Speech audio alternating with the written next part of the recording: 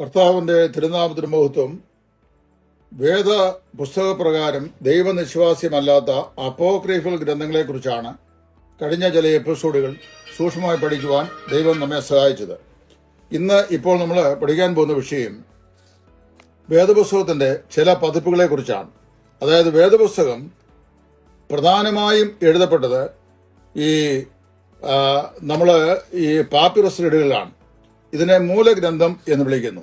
ഈ മൂലഗ്രന്ഥം എന്ന് പറയുന്നത് ദൈവനിശ്വസ്തമായ വെളിപ്പാടുകൾ, തിരുവെഴുത്തുകൾ ദൈവത്തിൽ നിന്ന് നേരിട്ട് പ്രവാചകന്മാരും അപ്പോസ്തലന്മാരും ഇതര എഴുത്തുകാരും പ്രാപിച്ചത് അവർ തെറ്റുകൂടാതെ രേഖപ്പെടുത്തിയ ഗ്രന്ഥത്തെയാണ്.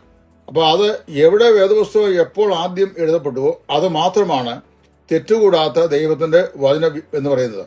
മറ്റേതെല്ലാം പരിഭാഷപ്പെടുത്തിയിട്ടുള്ളതാണ്. അതിന്റെ പല വേർഷൻസുകളാണ്. അതിൽ മാനുഷികമായ എന്തെങ്കിലും വീഴ്ച ഉണ്ടാവാം പരിഭാഷകൾ, എന്നാൽ മൂലഗ്രന്ഥത്തിൽ യാതൊരു വീഴ്ചയും ഇല്ല. അങ്ങനെയുള്ള 4 പതിപ്പുകളെയാണ് ഞാനിപ്പോൾ ഇവിടെ പരിചയപ്പെടുത്താൻ പോകുന്നത്. ഒന്ന്, സിറിയക് വേർഷൻസ്. സിറിയക് വേർഷൻ എന്ന് പറയുന്നത് വാസ്തവത്തിലെ 4 സുവിശേഷങ്ങൾ, അതായത് 4 സുവിശേഷങ്ങളാണ് ഈ സിറിയക് വേർഷനുള്ളത്. അത് 4-ാം നൂറ്റാണ്ടിൽ എഴുതപ്പെട്ടത് എന്ന് വിശ്വസിക്കുന്നു. സിറിയക് എന്ന് പറയുന്നത് പൊതുവെ അരാമ്യ ക്രിസ്ത്യാനികളെ ചൂണ്ടിക്കാണിക്കാൻ വേണ്ടി ഉപയോഗിക്കുന്ന ഒരു പദമാണ്. അരാമ്യ ക്രിസ്ത്യാനികൾക്ക് വേണ്ടി, അതായത് അരാമ്യ ഭാഷ സംസാരിക്കുന്ന ക്രിസ്തീയ വിശ്വാസികൾക്ക് വേണ്ടി എഴുതപ്പെട്ട പതിപ്പാണ്, വേദപുസ്തകത്തിന്റെ പതിപ്പാണ് 4 സുവിശേഷങ്ങൾ ഉൾക്കൊള്ളുന്ന ഓൾഡ് സിറിയക് വേർഷൻ എന്ന് പറയുന്നത്. ഇനി അതുകൂടാതെ ന്യൂ സിറിയക് വേർഷനുണ്ട്, ആ പുതിയ സിറിയക് വേർഷനുണ്ട്. അതിനെ സിറിയക് പെഷീറ്റ ട്രാൻസ്ലേഷൻ. ഇപ്പോൾ നമ്മൾ ഈ പെഷീറ്റ ട്രാൻസ്ലേഷനിൽ അതിന്റെ അടിസ്ഥാന അർത്ഥം സിമ്പിൾ, അതായത് ലളിതം എന്നുള്ള അർത്ഥമാണ്.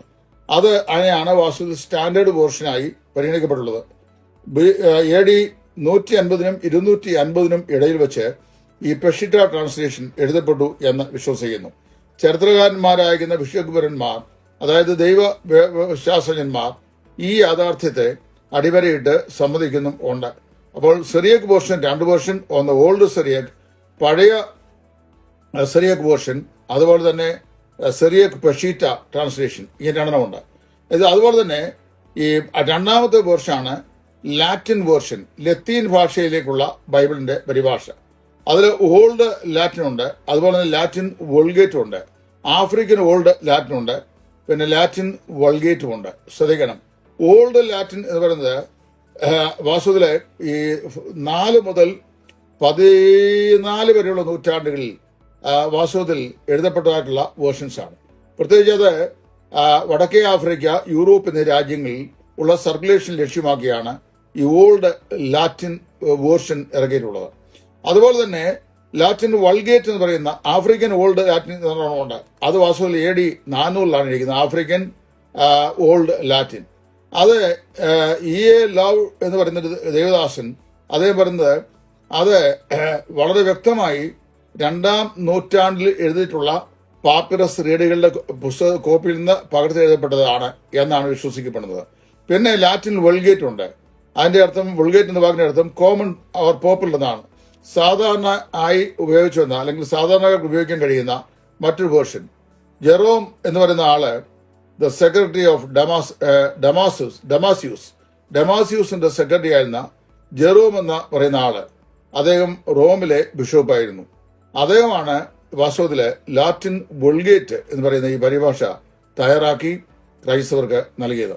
അടുത്തായി വരുന്നത് കോപ്റ്റിക് വേർഷൻസ് ആണ്. അപ്പോൾ ആദ്യം ഞാൻ പറഞ്ഞ സിറിയക് വേർഷൻ, അതിന് 2 ഓൾഡ് സിറിയക് പെഷീറ്റ. രണ്ടാമത് ഞാൻ പറഞ്ഞത് Latin version north Africa, European രാജ്യങ്ങളിൽ അതിന്റെ ഓൾഡ് ലത്തീൻ ഭാഷയുടെ പരിഭാഷ സർക്കുലേറ്റ് ചെയ്യപ്പെട്ടു. അതുപോലെ തന്നെ അതിന് ആഫ്രിക്കൻ ഓൾഡ് ലാറ്റിൻ ഉണ്ട്. അത് പിന്നെ 2-ാം നൂറ്റാണ്ടിൽ എഴുതപ്പെട്ട പാപ്പിറസുകളിൽ പകർത്തി എഴുതപ്പെട്ടാണ്. അത് കഴിഞ്ഞാൽ പിന്നെ ലാറ്റിൻ വൾഗേറ്റ് ഉണ്ട്. ലാറ്റിൻ വൾഗേറ്റ് ചെയ്യപ്പെട്ടിരിക്കുന്നത് ജെറോം എന്ന് പറയുന്ന ദൈവദാസനാണ്. ഇനി 3 കോപ്റ്റിക് വേർഷൻസ്, അല്ലെങ്കിൽ ഈജിപ്ഷ്യൻ വേർഷൻ എന്ന് പറയും, ഈജിപ്തുകാർക്ക് വേണ്ടി എഴുതപ്പെട്ട പുസ്തകം. അത് വാസ്തവത്തില് 4-ാം നൂറ്റാണ്ടിൽ അത് പരിഭാഷ ചെയ്യപ്പെട്ടു എന്നാണ് വേദപണ്ഡിതനായ FM ബ്രൂസ് അഭിപ്രായപ്പെട്ടിട്ടുള്ളത്. വാസ്തവത്തില് 4-ാം നൂറ്റാണ്ടിൽ എഴുതപ്പെട്ട ഈ ഗ്രന്ഥം വളരെ വിശിഷ്ടമായ മറ്റൊരു തർജ്ജമയാണ്. ഇനിയും അടുത്തതായി മറ്റു വേർഷൻസ്, മറ്റു പതിപ്പുകൾ. അർമേനിയൻ AD 400-നോടടുത്തുള്ള കാലഘട്ടങ്ങളിൽ അർമേനിയയിലുള്ള ബഹുശതം അല്ലെങ്കിൽ ബഹുസഹസ്രം ക്രിസ്ത്യാനികൾക്ക് വേണ്ടി പരിഭാഷയപ്പെട്ടുള്ള മറ്റൊന്നാണ് വാസ്തവത്തിൽ അർമേനിയൻ വേർഷൻ എന്ന് പറയുന്നത്. That seems to have been translated from a Greek Bible obtained from Constantinople. Constantinople എന്ന് പറയുന്ന സ്ഥലത്തു നിന്നും ലഭ്യമായ ഒരു ഗ്രീക്ക് ബൈബിളിൽ നിന്നാണ് ഈ പറയപ്പെട്ട വേർഷൻ അത് ഇറങ്ങിയിട്ടുള്ളത്. ഇങ്ങനെ 4 അതിപ്രധാനമായ വേർഷൻസ് ആണ് പുരാതന പതിപ്പുകളായി വേദപുസ്തകത്തെക്കുറിച്ച് നമുക്ക് മനസ്സിലാക്കുവാൻ സാധിക്കുന്നത്.